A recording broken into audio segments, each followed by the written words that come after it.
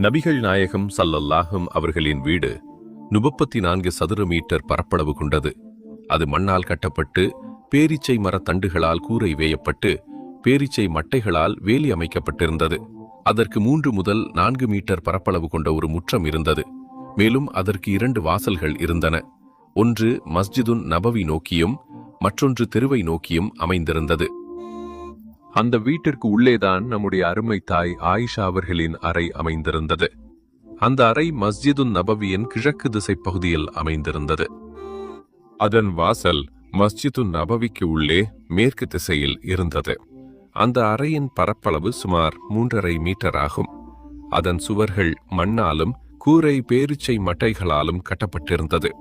கூரை மிகவும் தாழ்வாக இருந்ததால் எழுந்து நிற்கும் எவரும் அதை தொட முடியும். மழையிலிருந்து பாதுகாக்க வெளிப்புறம் கம்பளி துணிகளால் மூடப்பட்டிருந்தது.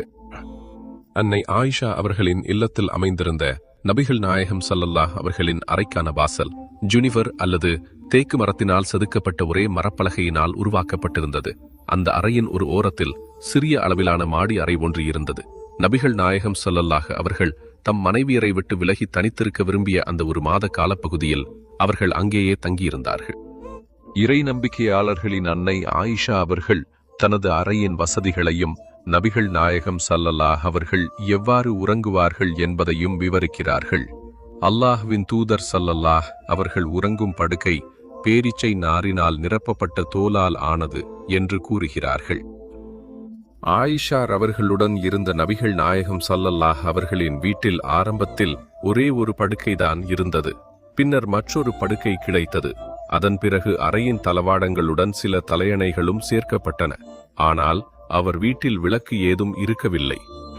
நபிகள் நாயகம் ஸல்லல்லாஹு அவர்களின் இல்லத்தில் இருந்த சமையலறை சூழலை பற்றி அன்னை ஆயிஷா ரலி அவர்கள் மிகுந்த நெகிழ்ச்சியுடன் நினைவு கூர்ந்து கூறுகையில், நாங்கள் 2 மாத கால இடைவெளியில் 3 பிறைகளை பார்ப்போம். ஆனால் அந்த நீண்ட காலத்திலும் அல்லாஹ்வின் தூதரின் புனிதமான இல்லத்தில் அடுப்பு எரிக்கப்படவே மாட்டாது என்று மிகவும் உருக்கமாக குறிப்பிட்டார்கள். அப்படியானால் உங்கள் உணவு என கேட்க பேரீச்சம்பழமும் தண்ணீரும் 2 கருப்பு பொருட்கள் என்றார். அல்லாஹ்வின் தூதர் ஸல்லல்லாஹு அலைஹி வஸல்லம் அவர்களுக்கு தொழுவதற்கு ஒரு சிறிய பாய் இருந்தது. அது பேரீச்சை மட்டைகளால் பின்னப்பட்டு உள்ளங்கை மற்றும் முகத்தின் அளவிற்கு ஏற்ப சிறியதாக இருந்தது. நபிகள் நாயகம் ஸல்லல்லாஹு அலைஹி வஸல்லம் அவர்களுக்கு அமர்வதற்கு ஒரு நாற்காலி இருந்தது. அது கருப்பு மரத்தால் ஆனது. மனித குலத்தின் சிறந்தவரான முஹம்மது பின் அப்துல்லா ஸல்லல்லாஹு அலைஹி வஸல்லம் அவர்களின் வீட்டின் விவரம் இதுதான்.